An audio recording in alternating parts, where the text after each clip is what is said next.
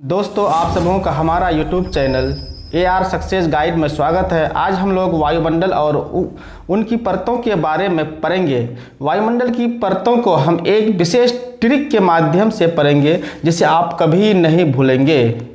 Topic शुरू करने से पहले आपसे एक छोटी सी रिक्वेस्ट है, अगर आपने हमारे चैनल को अब तक सब्सक्राइब नहीं किए हैं तो सब्सक्राइब करके बेल आइकन बटन को ज़रूर दबाएं ताकि हम जो भी वीडियो लाए वो सबसे पहले आप तक पहुँचे। दोस्तों, हम लोग पिछले वीडियो में पढ़े थे वायुमंडल क्या है और इसमें कौन कौन सी गैसें पाई जाती है।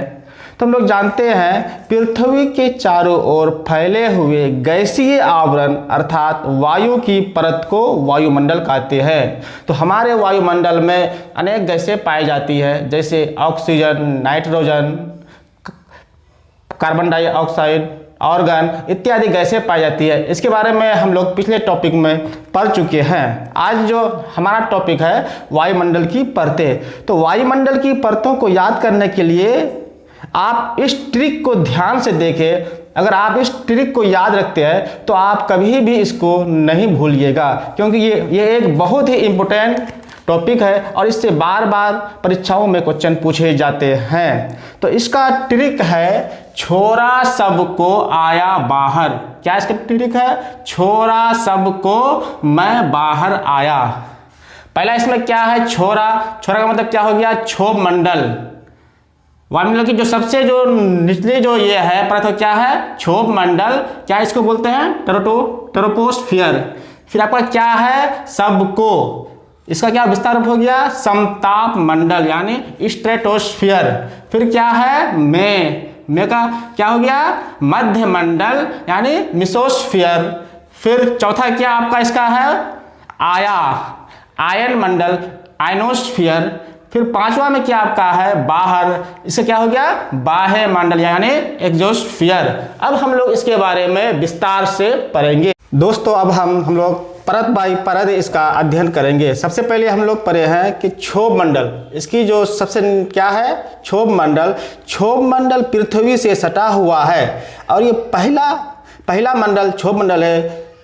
पृथ्वी के सबसे नज़दीक का मंडल वो क्षोभ मंडल है। इस मंडल की विशेषता ये है कि ये ध्रुवों पर कम ऊंचा होता है तथा विषुवत रेखा पर अधिक ऊंचा होता है। ध्रुवों पर ये 8 किलोमीटर तक ऊंचा होता है और विषुवत रेखा पर ये 18 किलोमीटर तक ऊंचा होता है। तो कभी कभी आता है कि इसकी औसत ऊंचाई कितना है, तो इसकी औसत ऊंचाई आपका है 12 से 16 किलोमीटर। इस क्या है? औसत ऊंचाई है। क्षोभ मंडल में भारी गैसें होती है।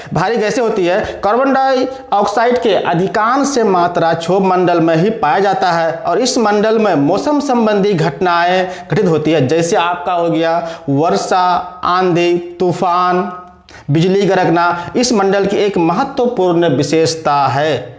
जैसे जैसे ऊंचाई बढ़ता है तापमान कम होता है। इसका जो अनुपात है ये आपको याद रखना बहुत जरूरी है।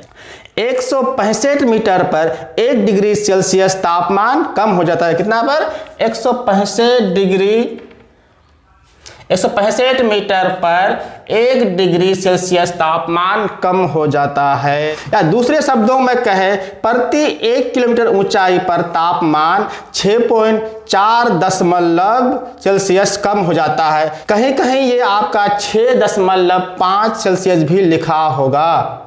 तो आपको वो कंफ्यूज नहीं करना है, जो भी रहेगा आपको उस पर टिक मार देना है। ये जो तापमान ऊंचे होने पर कम होता है, इसका कारण ये है कि जो कार्बन डाइऑक्साइड गैसें हैं ये पृथ्वी के सबसे नज़दीकी क्षेत्र में पाया जाता है। यही गैसें सूर्य के प्रकाश को अवशोषित करते हैं, जिस कारण ऊपर बढ़ने पर कार्बन डाइऑक्साइड गैसें की मात्रा कम होती है और तापमान कम होने लगता है। यहाँ से एक क्वेश्चन बनता है कि गर्मी के दिनों में क्षोभ मंडल की ऊंचाई बढ़ जाती है और जाड़े के दिनों में क्षोभ मंडल की ऊंचाई घट जाती है। इसका कारण क्या है? तो दोस्तों, इसका कारण है जैसे ही हवा गर्म होती है, गर्म होने के कारण हवा ऊपर की ओर उठती है। जैसे ही ऊपर उठेगी तो गर्मी के दिनों में ऊंचाई बढ़ जाएगी CO2 की, और जैसे ही वह नीचे आएगी तो क्षोभ मंडल की ऊंचाई घट जाएगी। इसी कारण जाड़े के दिनों में क्षोभ मंडल की ऊंचाई घट जाती है। इसको याद करने का तरीका है, अब इस मंडल से संबंधित जो महत्वपूर्ण बातें आपको विभिन्न परीक्षा में आ सकते हैं, उसको याद करने के लिए आपके जो इनकी मुख्य बातें हैं इनको आपको लिख लेना चाहिए। तो इनकी मुख्य बातें क्या है कि ये पृथ्वी का सबसे नजदीकी मंडल है। कौन सा? क्षोभ मंडल। इसमें मौसम संबंधी घटनाएं घटित होती है। किसमें? क्षोभ मंडल में मौसम संबंधी घटनाएं घटित होती है। नंबर 3, क्षोभ मंडल में भारी गैसें मुख्यतः पाई जाती है। नंबर 4, मौसम संबंधी घटनाएं जितने भी हैं ये कहाँ होती है? क्षोभ मंडल में हुई होती है। होने के कारण इसे संवहन मंडल भी कहते हैं। किसको? क्षोभ मंडल क्या कहते हैं? संवहन मंडल भी कहते हैं। क्या कहते हैं? संवहन मंडल। संवहन मंडल भी कहते हैं। इसमें गर्मी के दिनों इसकी सीमाएं बढ़ जाती है और जाड़े के दिनों में घट जाती है। अब हम लोग आते हैं समताप मंडल। दोस्तों, जहां पर क्षोभ सीमा समाप्त होती है उसके ऊपर से ये शुरू हो जाता है, अर्थात ये आपका लगभग 50 किलोमीटर तक होता है। इसकी जो ऊंचाई है लगभग 50 किलोमीटर तक समताप मंडल पाया जाता है। समताप मंडल में मौसम संबंधी घटनाएं नहीं होती है। इनकी जो मुख्य बातें हैं या विशेषताएं हैं कि इस मंडल में मौसम संबंधी घटनाएं घटित नहीं होती है, जिसके कारण इसे वायुयान उड़ान के लिए आदर्श मंडल भी कहते हैं। यानी क्या है कि वायुमंडल उड़ान के लिए जो आदर्श मंडल है कौन सा है? समताप मंडल। क्यों? क्योंकि इसमें मौसम संबंधी घटनाएं घटित नहीं होती है। इसमें आपका ओजोन परत भी पाया जाता है। ओजोन परत ये एक तरह से वायु की परत है जो सूर्य से आने वाले अल्ट्रा किरण यानी पराबैंगनी किरणों को अवशोषित कर लेती है। अवशोषित होने के कारण यह किरणें पृथ्वी की सतह तक नहीं पहुंच पाती है। पृथ्वी इन किरणों से होने वाले गंभीर बीमारियों जैसे कैंसर से बच जाती है। यानी ओजोन परत जो आपका है ये सूर्य से आने वाली पराबैंगनी किरणों को रोक देती है और जिस कारण पृथ्वी को यह कैंसर जैसे रोगों से बचाता है। इसलिए इसे पृथ्वी के रक्षा चक्र के रूप में भी देखा जा सकता है। ओजोन परत पतली हो रही है या छेद भी हो रही है। क्यों? क्योंकि पृथ्वी से उत्सर्जित होने वाले गैस CFC क्या है? CFC क्या बोलते हैं? क्लोरोफ्लोरोकार्बन।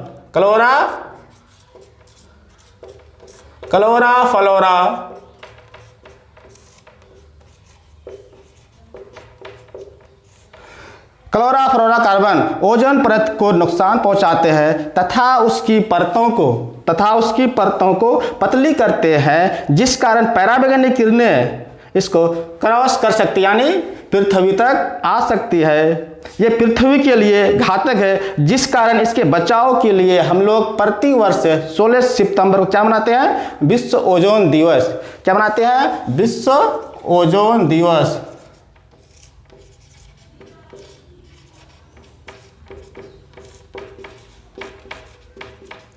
कब मनाते हैं? 16 सितंबर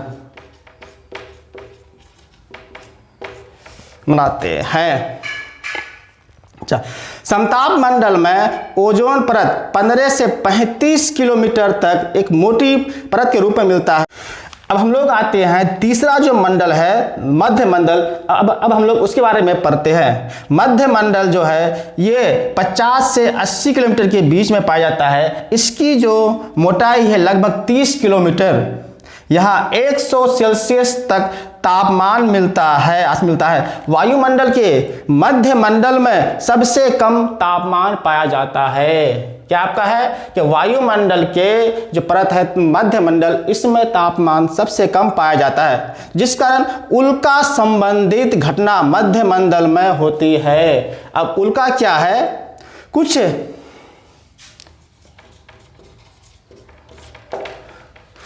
उल्का क्या है? कुछ ऐसे पत्थर के टुकड़े जो ऊपर वायुमंडल से पृथ्वी की ओर आते हैं और हवा में घर्षण कर जलने लगते हैं। इस घटना को ही क्या कहते हैं? हम उल्का संबंधी घटना कहते हैं। यानी क्या होते हैं कि कुछ पत्थर आसमान से पृथ्वी की ओर आने लगते हैं और हवा में घर्षण कर जलने लगते हैं, तो इस घटना को हम क्या कहते हैं? उल्का संबंधी घटना कहते हैं। अच्छा, जिन्हें हम साधारण भाषा में टूटता हुआ तारा की संज्ञा देते हैं। हम जानते हैं कि तारा गैसीय होते हैं और ये टूटता नहीं है, इसलिए उल्का को हम लोग क्या बोलते हैं? टूटता हुआ तारा की संज्ञा देते हैं। अब हम लोग आते हैं वायुमंडल की जो चौथा परत है, वो क्या है? आयन मंडल।